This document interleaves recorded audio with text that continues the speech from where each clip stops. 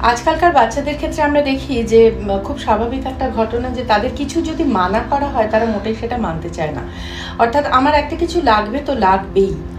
এই ঘটনাটা ঘটে হচ্ছে ছোটবেলা থেকে আমরা বাচ্চাগুলোকে এইভাবেই মানুষ করি।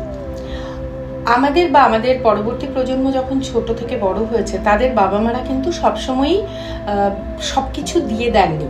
তারা তাদের মধ্যে একটা অন্তর্নিহিত চাহিদা মেনটেন করার চেষ্টা করেছেন বা অ্যালাউ করেছেন। কারণ সবকিছু যদি চাহিদা মিটিয়ে দেওয়া যায় তার দুটো প্রবলেম। এক হচ্ছে there is no upper limit for requirements. অন্যের দেখে দেখে যদি আমি চাইতে থাকি তাহলে আমি চাইতেই থাকবো। অ্যান্ড সেকেন্ড হচ্ছে আমার জীবনে কিছু অ্যাচিভ করার প্রবণতাও কমে যায়।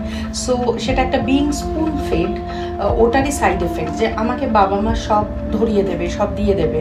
সো নিজেকে যেখানে আমাকে কষ্ট করে অর্জন করতে হবে সেই জায়গাটায় আমরা দেখি বাচ্চাগুলোর মধ্যে একটা ইম্পেটাস বা একটা ড্রাইভ কাজ করে না।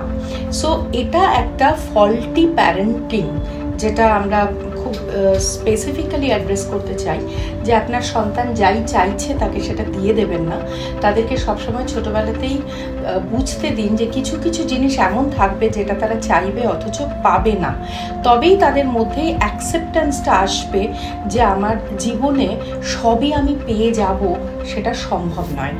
এবং এটাই যখন অ্যাডাল্টহুডে গিয়ে তারা কিছু পেল না, তখন একটা ভীষণ ডিপ্রেশন, ভীষণ অপ্রাপ্তি, ভীষণ নেগেটিভিটি এর থেকে তাদেরকে বাঁচাবে।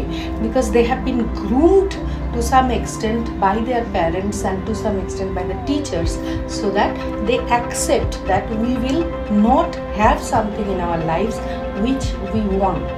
তো এই জায়গাটা আমাদেরকে খুব মন দিয়ে অ্যাড্রেস করতে হবে।